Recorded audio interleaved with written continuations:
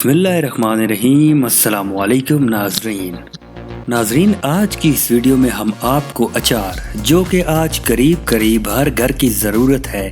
के बारे में बहुत कम लोग जानते हैं कि ये कब और कहां से शुरू होकर हमारे किचन की जीनत बना। इसे कदीम ज़माने में अगरचे हमारी ख़वातीन घरों में तैयार किया करती थीं, लेकिन आज दुनिया भर में ये जदीद टेक्नोलॉजी की मदद से लातादाद फैक्ट्रियों में तैयार किया जा रहा है।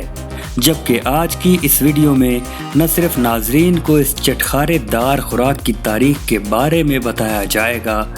बल्कि इसके साथ साथ ये बात भी आपके सामने रखी जाएगी कि मुख्तलिफ सब्जियों और फलों को फैक्ट्री में किन किन मराहिल से गुजार कर इसे एक खुशबूदार जायके में तब्दील किया जाता है। नाजरीन, मैं हूँ मोहम्मद अली हसन और आप देख रहे हैं मुखबर टीवी को। मगर असल मौजू की जानिब बढ़ने से कबल दरख्वास्त है कि अगर आपने अभी तक हमारे चैनल को सब्सक्राइब नहीं किया तो अज़राहे करम अभी इसे सब्सक्राइब करके साथ मौजूद घंटी की अलामत को भी दबा दें।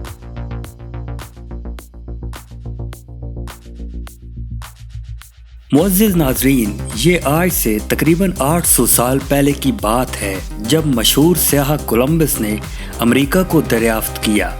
तो इसी के साथ वी कोची नामी एक साथी भी था, जिसने सबसे पहले कच्चे आम को काट कर इसमें मुख्तलिफ मसाला जात डालते हुए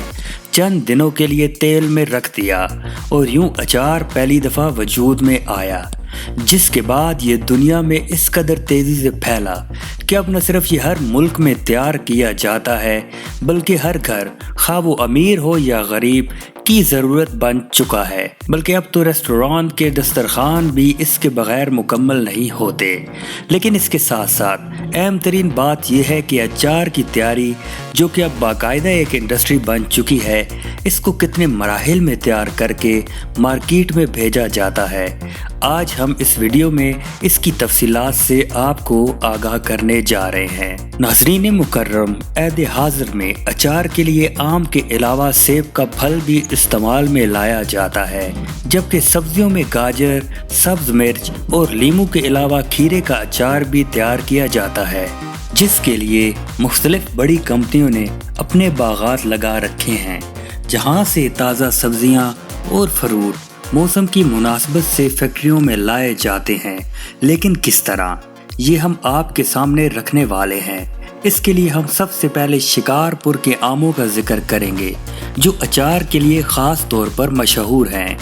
इन अचारों को फैक्ट्री की लेबर तोड़कर मुख्तलिफ क्रेट्स में बंद करती है, जिनको बाद अज़ां ट्रांसपोर्ट के ज़रिए फैक्ट्री तक लाया जाता है, जहां पर सबसे पहले इन आमों को खूब अच्छी तरह धोकर साफ़ किया जाता है, ताकि इन पर जमी हुई गर्द वगैरह को दूर किया जा सके।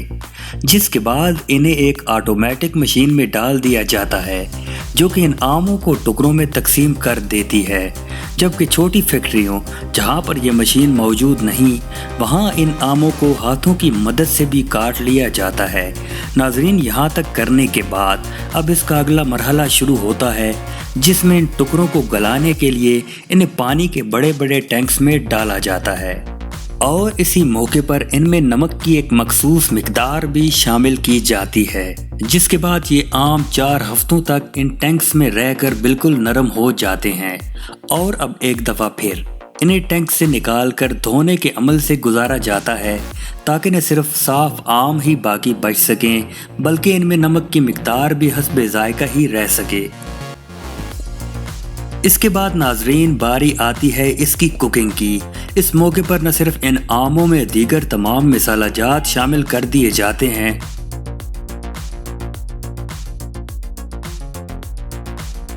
और इसे एक मशीन में नस्ब बड़े बड़े बर्तनों में डालकर एक मखसूस दर्जा हरारत पर पकाया जाता है।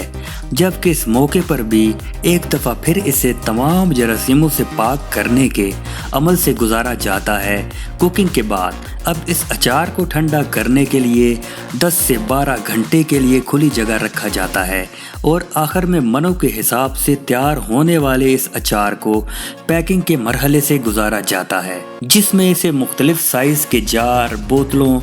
اور حتیٰ کہ بالٹیوں میں بند کر کے مارکیٹ میں بھیج دیا جاتا ہے، جس کو صارف خرید کر استعمال کرتے ہیں۔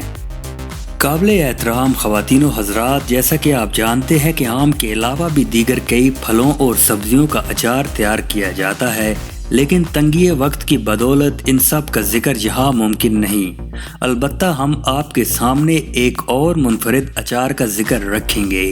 جس کے بارے میں ہمیں یقین ہے کہ ہمارے اکثر ناظرین اس سے آشنا نہیں ہوں گے، اور وہ ہے کھیرے کا اچار۔ اس کے لیے بڑی کمپنیوں نے خود اپنے فارم بنائے ہوئے ہیں، جہاں سے ایک ہارویسٹر مشین کے ذریعے کاٹ کر ہزاروں کی تعداد میں ان کھیروں کو فیکٹری تک پہنچایا جاتا ہے،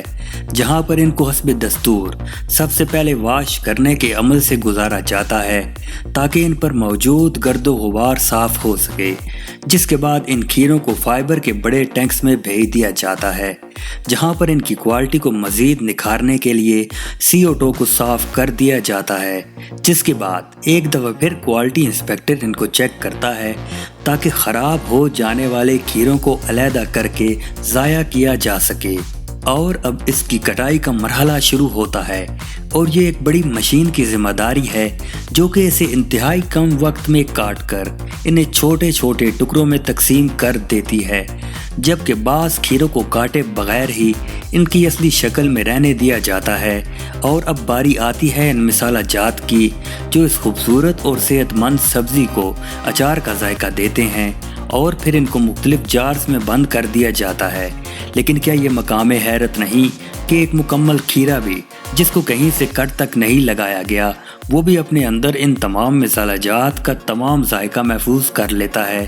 لیکن میرے محترم ساتھیوں، یہ سب کچھ آج کی جدید سائنس کا کمال ہے۔ دوستوں، اب ہم آئیں گے اچار کی اس تیسری اور سب سے صحت مند قسم کی جانب، جو آج بھی ہماری مائیں اور بہنیں گھروں میں بیٹھ کر تیار کرتی ہیں۔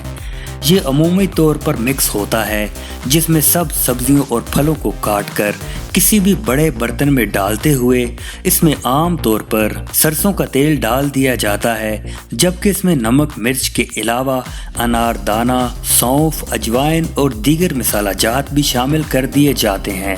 اور پھر اس برتن کا ڈھکن بند کرتے ہوئے اسے کچھ دنوں کے لیے رکھ دیا جاتا ہے، جس کو عام طور پر 15 سے 20 دنوں بعد کھولا جاتا ہے، جس کے بعد آپ اس کو استعمال کریں تو خود محسوس کریں گے کہ واقعی ایک مزیدار اور خوش ذائقہ اچار تیار ہو چکا ہے۔